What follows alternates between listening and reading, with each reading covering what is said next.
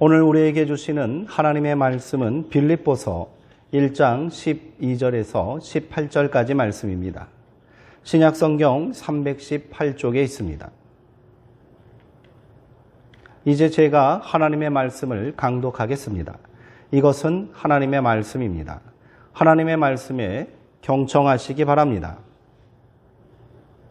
형제들아, 내가 당한 일이 도리어 복음 전파의 진전이 된 줄을 너희가 알기를 원하노라. 이러므로 나의 매임이 그리스도 안에서 모든 시위대안과 그 밖의 모든 사람에게 나타났으니 형제 중 다수가 나의 매임으로 말미암아 주 안에서 신뢰함으로 겁없이 하나님의 말씀을 더욱 담대히 전하게 되었느니라. 어떤 이들은 투기와 분쟁으로, 어떤 이들은 착한 뜻으로 그리스도를 전파하나니 이들은 내가 복음을 변증하기 위하여 세우심을 받은 줄 알고 사랑으로 하나, 그들은 나의 매임에 괴로움을 더하게 할 줄로 생각하여 순수하지 못하게 다툼으로 그리스도를 전파하느니라. 그러면 무엇이냐? 거칠애로 하나 참으로 하나 무슨 방도로 하든지 전파되는 것은 그리스도니 이로써 나는 기뻐하고 또한 기뻐하리라. 아멘. 또한 기뻐하리라 라는 제목으로 하나님의 말씀을 나누도록 하겠습니다. 많은 사람들이 한국교회를 진단할 때 위기라는 말을 합니다. 실제로 최근 한국교회의 모습은 위태롭기만 합니다. 성도수는 마이너스 성정으로 들어선 지 이미 오래입니다. 여기에 2020년 초부터 시작된 코로나19로 인해 교회는 엄청난 타격을 받았습니다. 저희 통합 측 교단만 해도 2020년 한 해 동안 감소한 교인 수가 무려 10만 명이 넘습니다. 올해 초부터 거리두기가 해제되어 조금씩 출석률이 회복되고 있다고는 하나 최근 설문조사 결과 주일 예배 작년 출석률은 아직도 70% 초반대에 머물고 있습니다. 교회 학교는 더욱 심각하여 43%로 절반이 채 되질 않습니다. 일전에 2050년에는 한국교회 전체 교인 수가 절반 이하로 줄어들 것이라는 충격적인 보고서를 본 적이 있었는데 그 시간이 더욱 단축될 것만 같아 걱정이 듭니다. 우리 수정동교회도 이미 이런 위기 가운데 있음을 우리는 잘 알고 있습니다. 어떤 사람이 자신이 5년 또는 10년 후에 심각한 질병으로 사망할 것이라는 사실을 미리 알게 된다면 어떻게 대처하겠습니까? 그 원인을 찾고 이를 해결하기 위해 최선의 노력을 다하지 않겠습니까? 제가 오늘 심각하게 설교를 시작하는 이유는 여기에 있습니다. 막연한 희망과 안일한 생각을 버려야 합니다. 오늘 우리 교회는 위기 가운데 있습니다. 그렇다면 이를 어떻게 극복할 수 있을까요? 저마다 이런저런 방안들을 이야기할 수 있겠습니다. 하지만 저는 이를 극복하기 위해서 보다 본질적인 변화가 있어야 한다라고 생각합니다. 바로 말씀으로 돌아가는 것이고 복음으로 돌아가는 것입니다. 오늘 저는 이러한 문제의식을 갖고 말씀을 함께 나누려고 합니다. 그리고 말씀 속에서 해답을 찾고 우리 수정동 교회가 이를 함께 결단하고 실천하기를 소망합니다. 오늘 본문에서 바울은 빌립보 교회 성도들에게 비록 자신은 옥중에 있으나 기뻐하고 또 기뻐한다고 고백합니다. 그의 기쁨의 이유는 바로 내가 지금 옥중에 매여 있지만 복음의 진전이 있기 때문입니다 라는 겁니다. 모든 것이 막히고 아무것도 할 수 없을 것이라 생각했는데 지금 이곳 감옥에서도 부족한 자신을 통하여 복음이 전파되고 있다는 것이지요. 바울은 자신의 매임이 그리스도 안에서 모든 시위대안과 그 밖의 모든 사람에게 나타났다라고 말합니다. 실제로 이 복음의 열매를 바울은 교인들에게 소개하고 있습니다. 빌립보서 말미에 문안 인사를 통해 가이사의 집 사람들 중 몇이 그리스도 예수 안에서 너희에게 문안한다라는 기록이 있습니다. 여기서 가이사의 집 사람들은 주둔지에 파견된 로마의 군인들과 관리들을 이르는 말입니다. 비록 이름은 밝힐 수는 없지만 자신을 옥에 가두고 의심과 적대감으로 지켜보던 사람들이 예수를 믿고 빌립보 교인들을 향해 그리스도 안에서 형제의 문안 인사를 전하고 있다는 겁니다. 생사를 기약할 수 없는 위기와 두려움 가운데 있을지라도 바울은 이 일로 인해 기뻐하고 있는 겁니다. 그가 본질에 집중했기 때문에 이런 고백을 할 수 있었던 것 아니겠습니까? 당장의 문제를 해결하기 위해 어떻게 이 감옥에서 빠져나갈 수 있을까? 어떻게 이 죽음의 위기에서 벗어날 수 있을까에 집중했다면 바울은 기뻐할 수 없었을 겁니다. 계속되는 염려와 두려움으로 근심 가운데 지내야만 했겠지요. 그러나 바울은 위기의 순간 무엇이 본질이고 무엇에 집중해야 하는지를 잘 아는 사람이었던 겁니다. 그것은 바울이 고백한 바 살든지 죽든지 내 몸에서 그리스도가 존귀하게 되는 것입니다.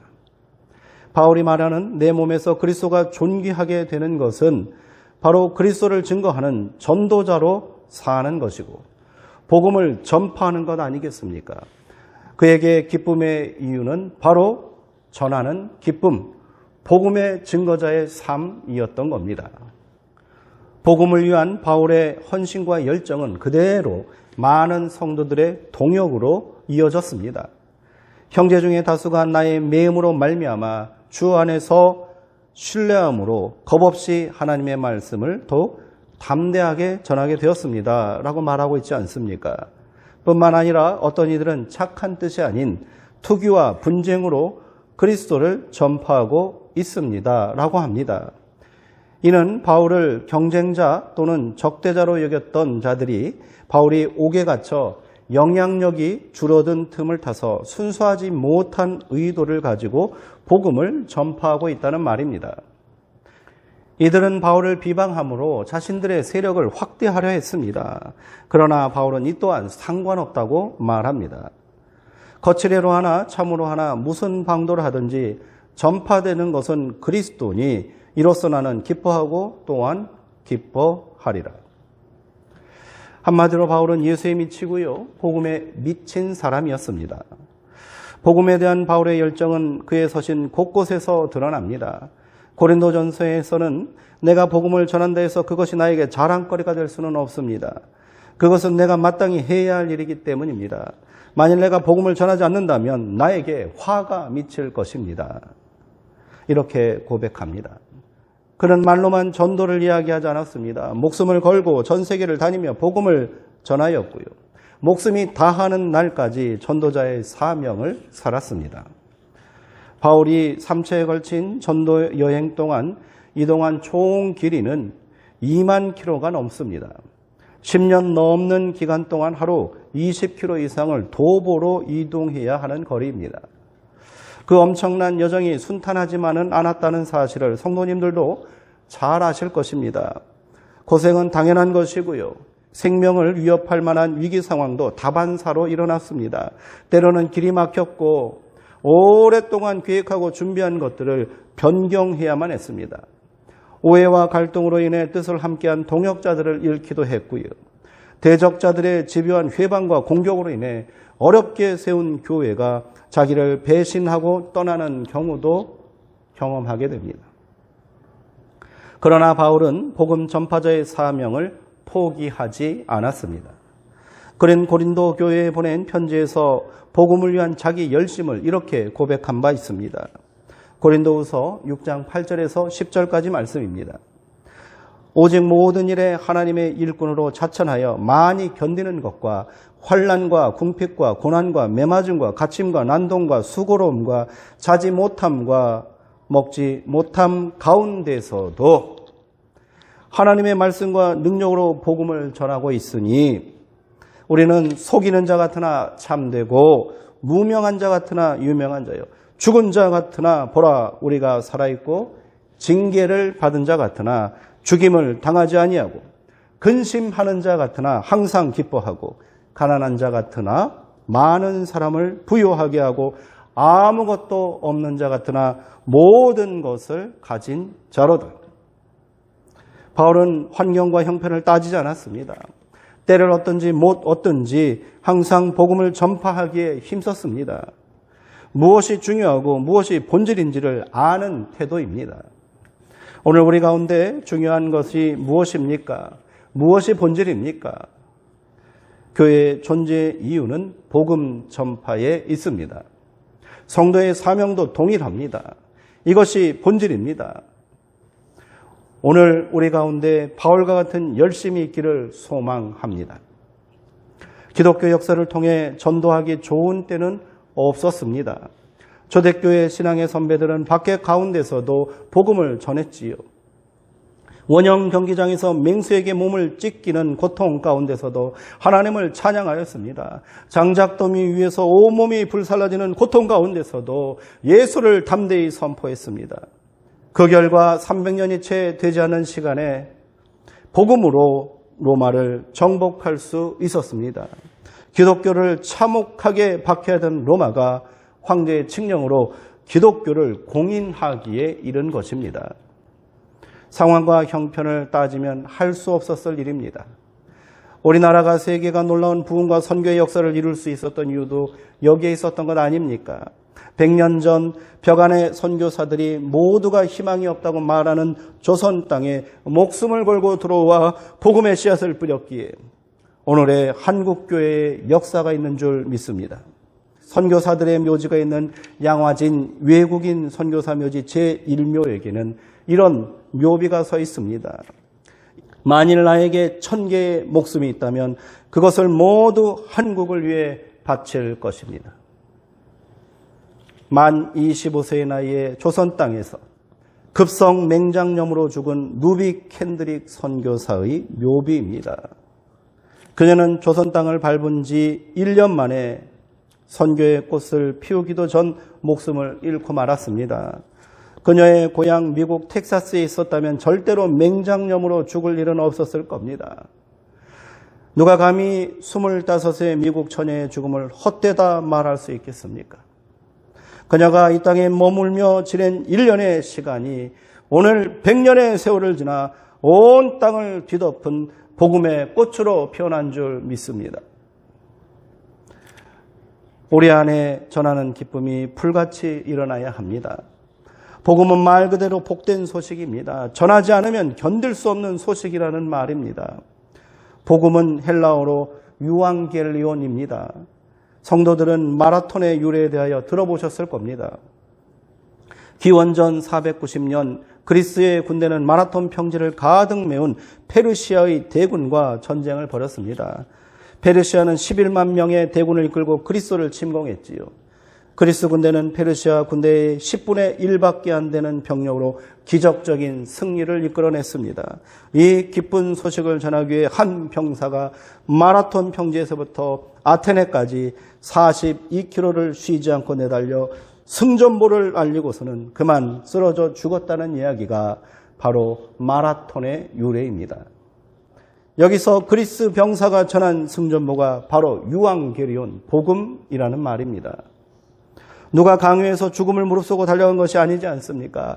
한시라도 빨리 이 기쁜 소식을 두려움에 떨고 있는 형제와 가족들에게 전하기 위해 그는 쉬지 않고 달리고 또 달렸던 겁니다. 숨이 턱 밑까지 차올라오고 가슴이 터질 것 같을지라도 그는 달리기를 멈출 수 없었던 겁니다. 복음은 이런 겁니다. 그저 혼자만 간직하고 내 안의 만족과 기쁨으로 끝나는 사건이 아니라는 말이지요. 전해야 합니다. 전하지 않으면 참을 수 없는 것이 바로 복음이라는 말 아닙니까? 진정으로 내 안에 복음이 기쁨이 되어야 할 줄 믿습니다. 그래야 전할 수 있지 않겠습니까? 요란한 행사나 이벤트로 복음을 증거할 수는 없는 겁니다. 많은 예산을 편성하고 프로그램을 잘 짜서 전도 행사를 진행하는 것은 나중 일입니다. 먼저 우리 안에 복음이 진실로 기쁨이 되어야 하는 거지요. 복음의 기쁨을 맛보고 전하지 않으면 견딜 수 없는 마음들이 모여 하나가 될 때 전도와 부흥의 역사가 시작될 줄 믿습니다. 이런 의미에서 복음이 내 안에서 감격이 되지 못하고 기쁨이 되지 못하고 있다면 회개해야 합니다. 바울은 오늘 우리가 함께 나누는 빌립보서 말씀을 통해서 거칠게라도 억지로라도 복음을 전하라고 강권하고 있지 않습니까? 둘째로 복음을 전하려는 강력한 열망이 있어야 합니다. 생명을 살리고 영혼을 구원하는 길은 오직 복음뿐이니 이를 알지 못하고 만나지 못하는 자들에게 전하지 않고는 견딜 수 없는 영적인 갈급함이 있어야 한다는 겁니다. 먼저 내 가족, 형제, 이웃을 구원하기 위한 간절함이 있기를 소망합니다. 내가 감당할 수 있는 사람이 있는 곳이 바로 땅끝입니다. 땅끝까지 이르러 내 증인이 되라는 예수님의 명령은 특별한 사명을 받은 선교사님들만의 일이 아닌 겁니다. 나와는 상관없는 명령이 아닌 거예요. 모든 교회와 성도를 향한 예수님의 최후 명령이며 지상 과제인 줄 믿으시기 바랍니다. 지금 내 주위의 땅끝에 서 있는 사람들을 떠올려 보시기 바랍니다. 내 영향력이 미치고 내 관심과 시선이 머무는 그 끝이 바로 땅끝이라는 겁니다. 그곳에 사랑하는 남편이 서 있지 않으십니까? 사랑하는 자녀가 위태롭게 서 있지 않으십니까? 사망의 길로 달려가는 형제와 이웃이 있지 않습니까? 그들을 향해 달려가야 하지 않겠습니까? 뒤로 미뤄서는 안 되는 겁니다. 마냥 때를 기다려서는 더더욱 안 되는 것 아니겠습니까? 사랑하는 이들을 위하여 기도를 시작합시다. 그들의 이름을 적어 구체적으로 기도해야 합니다. 많이도 기록하지 마십시오. 딱 5명만 기록하고 이들을 구원하기 위해 눈물로 기도합시다. 생각만 해서도 안 되지요. 전도는 생각으로 하는 것이 아니라 마음과 몸으로 하는 것입니다. 그들에게 어떻게 복음을 전할까, 무슨 말로 전도를 해야 하나 하는 걱정에 세월 다 보내서는 안 됩니다. 전도 대상자를 품고 기도하는 것, 그것이 바로 전도입니다. 바울은 논리적이고 설득력 있는 말로 전도하지 않았습니다. 그는 오직 미련한 것으로 전할 뿐이라고 고백합니다. 그것은 바로 예수 그리스도의 십자가와 그가 부활하심을 전하는 것입니다. 이는 말로 전하는 것이 아니지요. 기도로 전하는 것이고요. 삶으로 증거하는 겁니다. 예수가 내 안에서 기쁨이 되어야 합니다. 십자가가 내 삶에서 증거가 되어야 합니다. 내가 감격의 부활의 삶을 살아야 하는 겁니다. 이것이 바로 전도입니다. 우리 안에 전하는 기쁨으로 하나가 되는 역사가 있기를 간절히 소망합니다. 나는 할 수 없다고 미루지 마시기 바랍니다. 생명을 살리고 영혼을 구원하는 기쁨은 그 어떤 기쁨과 비교할 수 없지 않습니까? 이 기쁨으로 충만한 수정동 교회 되기를 소망합니다. 오늘부터 시작합시다. 사랑하는 사람들의 이름을 먼저 기도함으로 하나님께 드립시다. 그리고 전도에 미련한 것으로 십자가의 복음으로 부활의 삶으로 전도자의 삶을 살아갑시다. 기도하겠습니다. 사랑의 하나님, 생명의 하나님, 우리 가운데 예수 그리스도의 복음을 통하여 생명의 역사를, 구원의 역사를 이루심에 감사합니다. 이 기쁜 소식을, 이 놀라운 감격을 어찌 우리만 감당하고 살 수 있겠습니까? 이것을 전하지 않고는 견딜 수 없는 영적인 갈급함을 우리 가운데 허락하여 주옵소서. 아직 내 주변에 내가 사랑하는 이들 가운데 복음의 기쁨을 누리지 못하는 영혼들이 많습니다. 그들을 불쌍히 여기게 하여 주시옵시고 전하지 않고는 견딜 수 없는 열망을 주시어서 생명 구원의 기쁨을, 복음 증거의 기쁨을 우리도 온전히 누리게 하여 주시옵소서. 예수님의 이름으로 기도하옵나이다. 아멘.